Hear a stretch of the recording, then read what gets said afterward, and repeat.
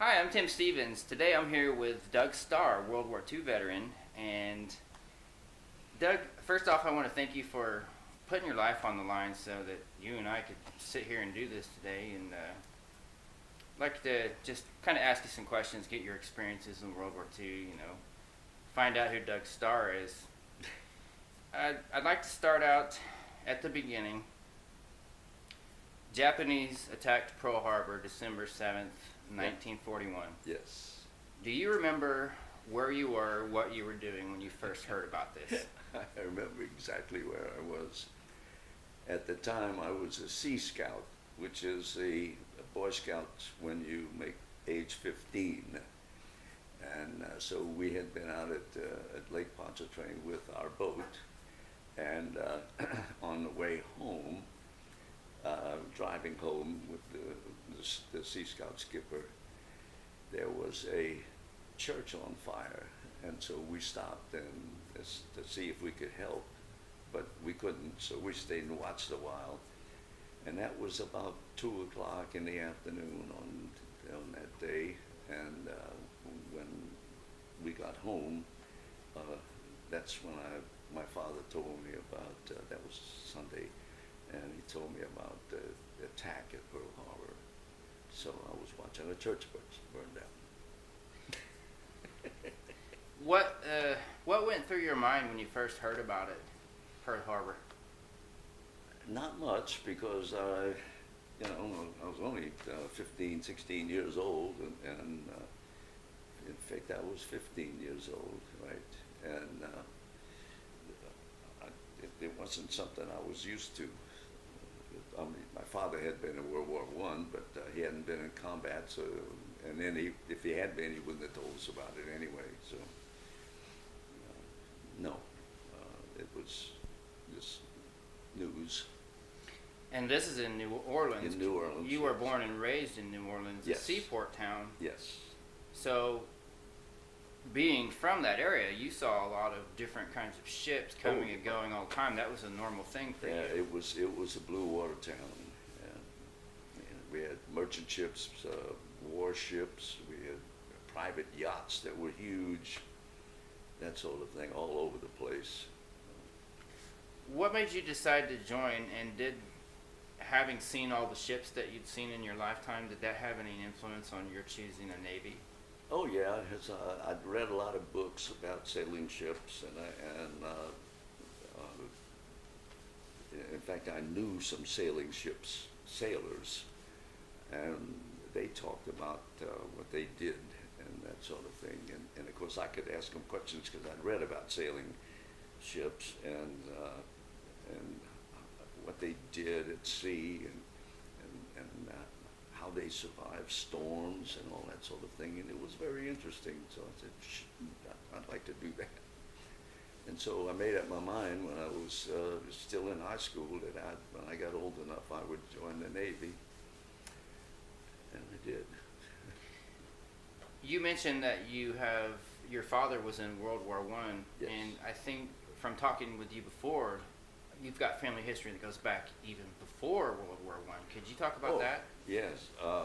Well, I learned that an ancestor on my mother's side was in a revolution in the 1770s, and then there were a couple of others, the War of 1812, and then my father's father was in the Spanish-American War, and then my father was called to active duty when Pancho Villa attacked Arizona or New Mexico. Wow. I forget. Anyway, and then he stayed in and went to World War One, and then he volunteered in World War II to guard the river waterfront where all the merchant ships would be, because they would be subject to attack if the enemy wanted to come up and do some damage. Wow, so he was Yeah. pretty much a lifer in Yeah. in genetically, it's in your blood to be part of it. Yeah. So did you kind of feel like that was your duty in the family history Yeah. to maintain the service line? Yeah, and of course his two brothers, my father's two brothers were in the Army. My brother was in the Navy. I have one son was in the Coast Guard and another son was in the Army. So Definitely. we're spread out. Okay. So you signed up and you actually went to basic training in San Diego. San Diego. And eventually you were assigned to sonar school. Yes. To learn submarine detection and warfare. Yes. You left the school, sonar school, a qualified operator and maintenance man. Yes. Petty officer, 3rd class. Yes. When you turned 18, you were assigned to the USS Nicholas, Right. DD 449. Yeah. How many sonar operators were there? It sounds to me like you were a specialist, and there might have only been 1 or 2 of you aboard. Well, yes, but we were specialists. That was our sole duty, was sonar. But we couldn't be at the sonar machine 24 hours a day. We had to have time off. So we had 6 operators, and so we were divided into 3 watch sections. And so you'd have 2 on for 4 hours, and then be relieved 2 others for 4 hours, and then 2 others for 4 hours. There's your 6. Then the first 2 starts again. Well, okay, but in those days, it's different now, but in those days, we sent out a signal underwater, and that signal would go out, I don't know how far, but if it hit a submarine, we would get an echo. Okay, and it would be a sharp echo because the submarine is made out of metal. So, and we could tell whether the pitch was up or down, which direction the submarine was moving. If it was a high pitch, it's coming toward us. If it's at the low pitch, it's going away from us. We could also tell the range. We had a machine that did that because we knew how fast the sound moved underwater. But we couldn't sit there and send out that ping every. What we do, we would train the underwater, what we call the transducer, which was just an antenna underwater. We would send the first signal out at 90 degrees on the compass, crank it around to 85 and send out another one, crank it to 80 and send out another one. So it was ping, train, listen, ping, train, listen. We got up to 0, which would be a dead ahead. Then we crank back to 270 and do 5 degrees at a time, and then back to 90, 5 degrees. If you sat there for 4 hours and did that, your hearing would go bad. So every 30 minutes, we would be relieved. So I'd sit there for 30 minutes, ping, train, listen.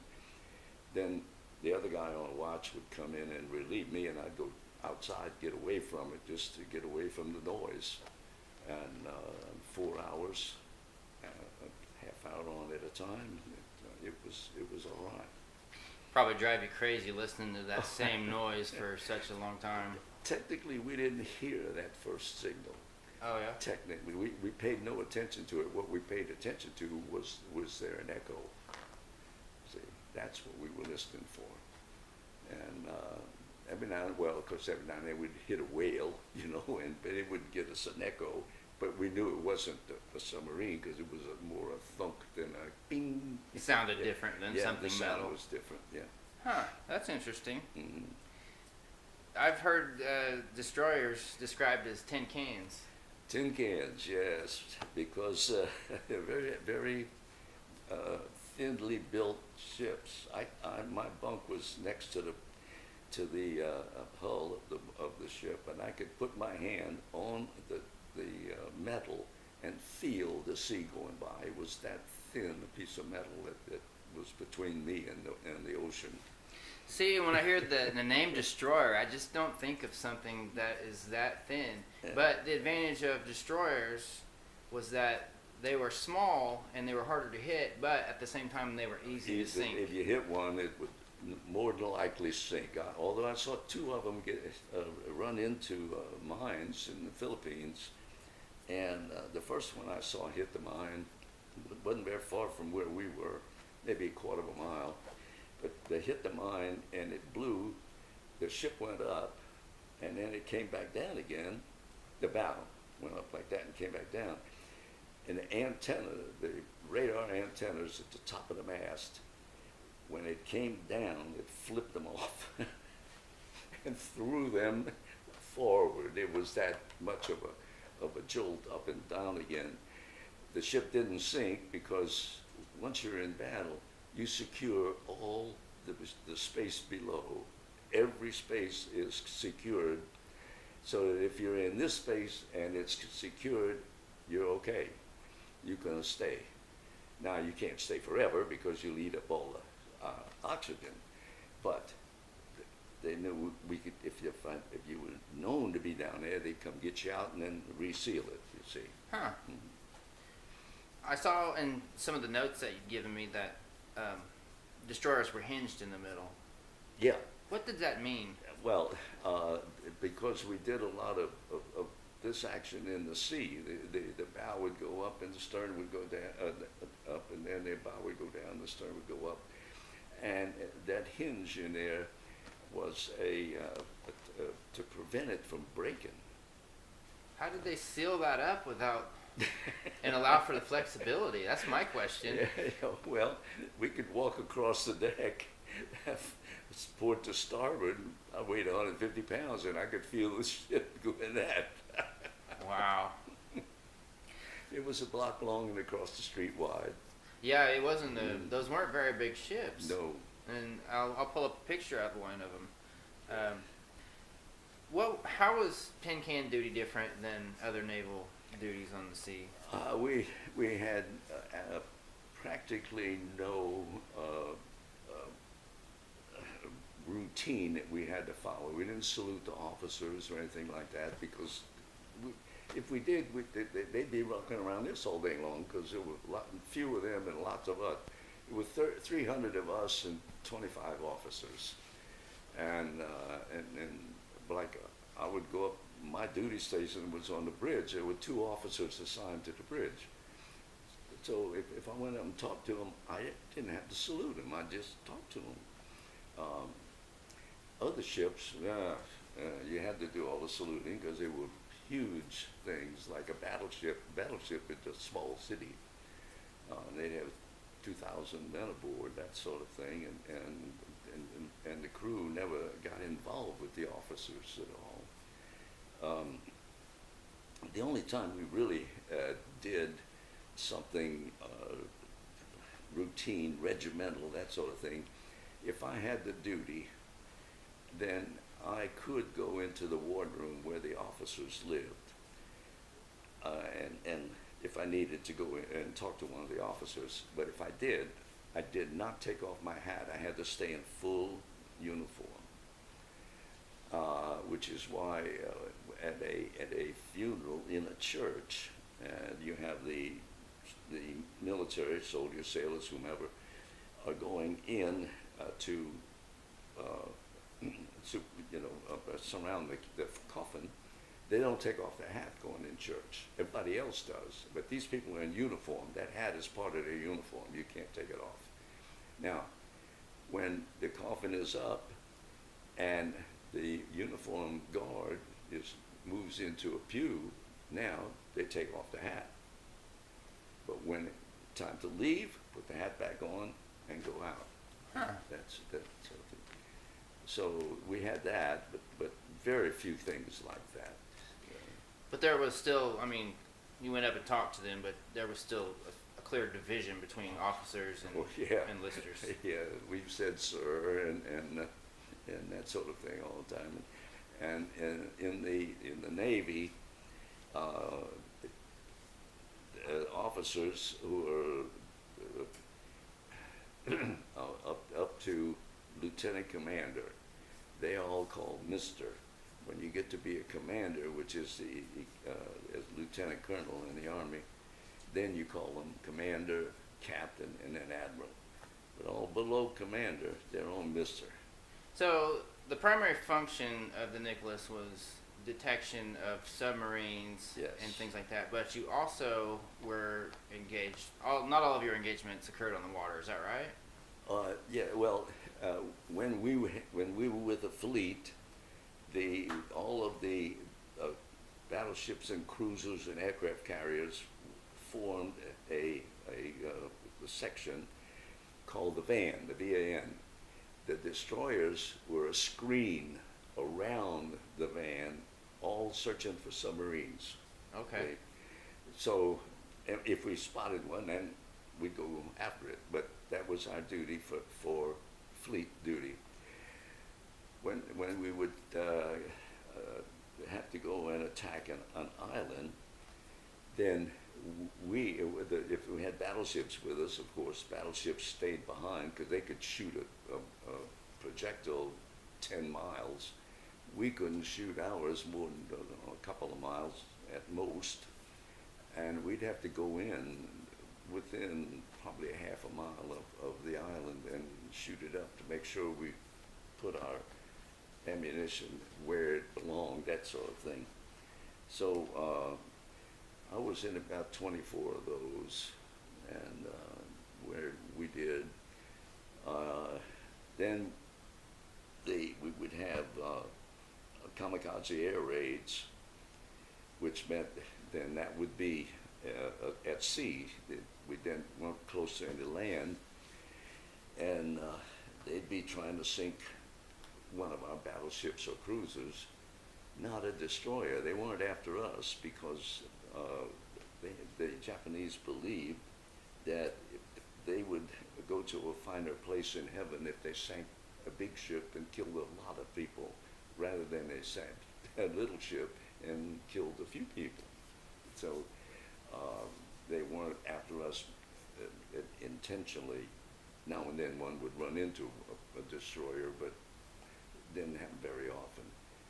But we did a lot. We had cannons that would shoot the beach. We had cannons that would shoot airplanes, And you had depth charges to get the stuff down below. If we needed to sink a submarine, yeah. So you guys had coverage kind of all the way around. Yeah, we did. That's why we had so many crew people, because we had to have all those people man those guns. See, and because we just didn't need it, only had about a dozen people to really make the ship work. You know, the helmsmen and the engineers, you know, they didn't do anything but keep the ship going. But you had all those gunners and people sending ammunition up from the storerooms below decks and that sort of thing. Well, the battleships had 2,000 men, just the men, and destroyer had 326, I think you said. How important was the camaraderie? I mean, with that few men, I mean, granted it's a smaller ship, but everybody pretty much had to carry their weight and do what they were expected to do in order to make things go smoothly, didn't they? No question. Yeah, you did your job. And because if you didn't do your job, that might have an effect on the rest of us, see? And you knew that, and so you would not do your job, because if you couldn't live with yourself if the rest of us all got sunk or something. But and of course we'd been trained for that in boot camp and in school and that sort of thing. Discipline was number one, and I never saw anybody afraid of anything, because we had a lot to do. And when I was on that sonar machine going ping, ping, ping, if I was afraid and couldn't do it, and there's a submarine out there, so I couldn't be afraid. I had to do my job. And I wasn't the only one. You had people doing radar, people on the radio, taking the codes, and the gunners looking around for somebody to shoot at, that sort of thing. So essentially each man, I mean, assuming that one wasn't paying attention, could have been the weak link in the chain that caused the whole ship to go down. Yes. Possible other loss of life. Exactly, a lot of loss of life, yeah. And then, and on top of that, we had the medical crew. We had two corpsmen, and we had a physician because Nicholas was the lead ship in the squadron. We had the doctor. If somebody on one of the other ships in the squadron needed a doctor's attention, then he'd have to come over on our ship and see the doctor. Which was, we didn't have that many doctors, that's all. So I wonder, were the doctors trained any special way? I mean, I know you had a physician, but was he trained for like severe trauma, or I mean, he had to have been, right? Do they have a boot camp that they have to go through to kind of get them ready for? Oh, they would go to an officer's school and learn the military approach to things, but not the medical.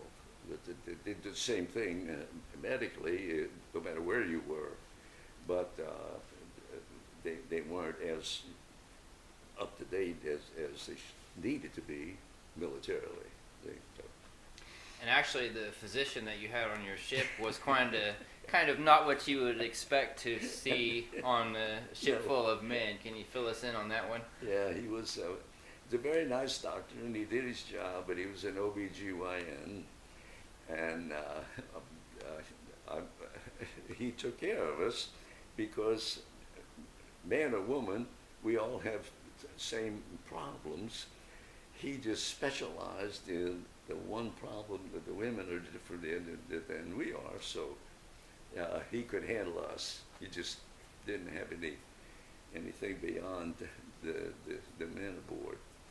And well, he did things like, if you had a cut and needed to be sewn up, yeah, he'd sew it up for you. Because, well, we could do that no matter male or female, didn't make any difference. I had some warts removed, and then of course he would take care of if we had something wrong with our throat, or if we had an ailment, he'd give us a shot and take care of it. That's another interesting thing. I know from talking with you before that you all had to get like a series of 6 shots at one time, was it? Oh yeah, we would get, very seldom that I remember that we would get one shot. We would always get 2 or 3, and a couple of times we'd get 6 at a time.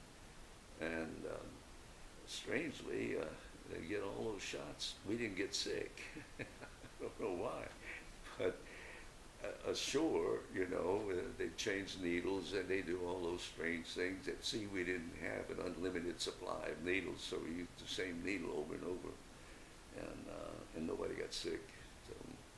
That's something you don't hear about these days. No. I've never heard of it anyway. So, I mean, something good must have happened. You're still around. Yeah, well, I guess so. So back to, every man has his function on the ship, and, they're just as important as the next guys. I'm assuming there was a real strong sense of camaraderie on board. Oh, yeah. And was there a unified feeling that you guys were all in this? I mean, you had to do what you were doing. Yeah, and we were all, this was our ship. And you were in another ship, poop. You're not as good as us. And we could spot that when we go to port, and there'd be 8 or 9 destroyers all anchored out in the bay, we could pick out that there's the one, the Nicholas, where we are, if we had to go ashore and take a boat to get back, a water taxi, and we knew which one was ours. And aboard, there were 4 of us who liked to play cards, and we'd get together and we'd play pinochle or cribbage, 4 of us. I was a sonarman, one of them was a quartermaster, one of them was a fire controlman, and the other one was an engineer from down in the engine room. And we didn't stand watch together, but we joined because, well, we were the same age practically, that sort of thing, and equally educated, So we just got together, and whenever we had time off, somebody dig out a pack of cards, and we'd sit on the deck, no table, no chair, on the deck, and